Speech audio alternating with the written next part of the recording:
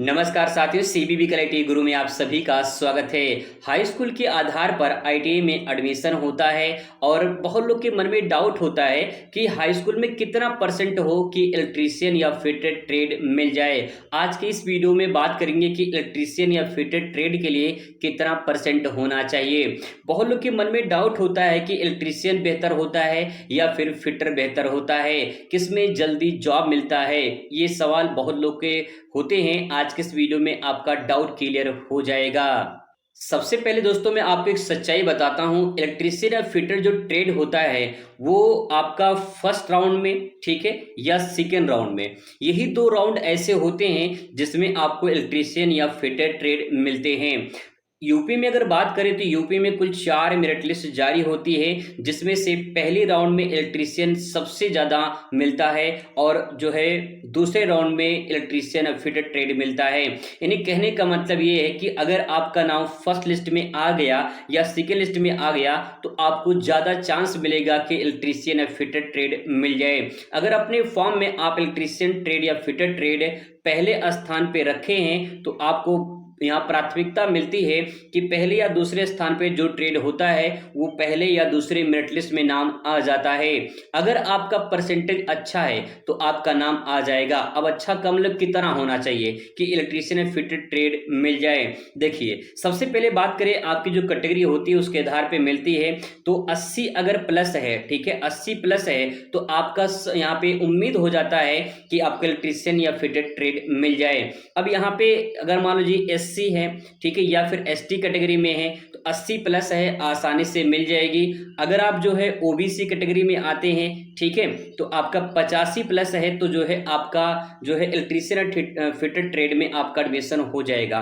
और अगर जो है आप जनरल कैटेगरी में आते हैं तो ये मान के चलिए कि 85 प्लस यानी 90 प्लस होना चाहिए, तब जाके जो है आपका इलेक्ट्रीशियन फिटेड ट्रेड मिल जाएगा। बहुत ज़्यादा रेयर केस में ऐसा होता है कि 85% पे जनरल वालों को मिलता है, क्योंकि जैसे बहुत सारे लोग हैं ईडब्ल्यूएस सर्टिफिकेट लगा देते हैं तो उनको 85 पर मिल जाता है। लेकिन अगर नॉर्मल कोई जनरल कैटेगरी में आता है तो 90 प्लस है तभी जो है मिल पाता है।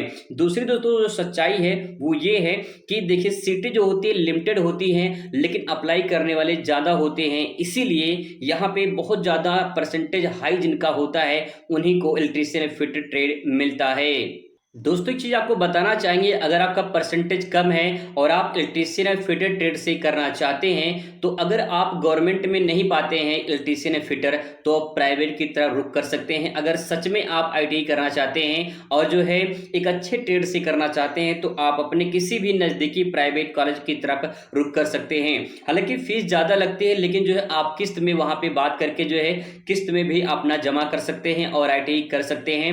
बहुत सारे ऐसे कॉलेज होते हैं जो स्कॉलरशिप बेस पर जो है एडमिशन करा लेते हैं और फिर इसके बाद जो है जब स्कॉलरशिप आती है तो फीस जमा कर लेते हैं। दूसरी बात ये है कि प्राइवेट में जो फीस लगती है वो ज़्यादा लगती है, इसीलिए जो है गवर्नमेंट की तरफ लोग ज़्यादा जाते हैं। प्राइवेट में फीस लगभग जो है 35 से 36 हज़ार 2 साल का लग जाता है, इसीलिए लोग जो है प्राइवेट की तरफ जाते हैं, गवर्नमेंट की तरफ जाते हैं, क्योंकि गवर्नमेंट में फीस मुश्किल से 1 साल में 1000 ही जो है आपका लगता है, यानी 2 साल में 2000 में कंप्लीट हो जाता है। लेकिन आपको बता दें कि प्राइवेट में जो है फीस ज़्यादा लगती है तो स्कॉलरशिप भी ज़्यादा आती है, और अब जब स्कॉलरशिप ज़्यादा आ जाती है तो लोग उसी स्कॉलरशिप बेस पर अपना आईटीआई कंप्लीट कर लेते हैं।